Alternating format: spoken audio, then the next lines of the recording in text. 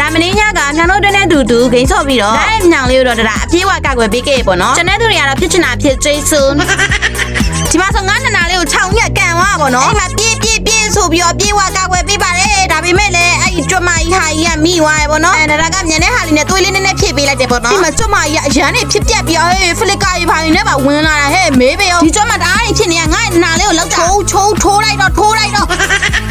ဒီမှာလည်းငါရဲ့အသက်ကဲတဲ့ဟာလေးကိုနနာအုံးလီလို့ပြောထားရတာနေကိုဆိုင်မိုးကြီးခဏရှော့နေရတယ်ငါလည်းကြည့်မငောင်းတာနဲ့ကဲပေးလိုက်တာ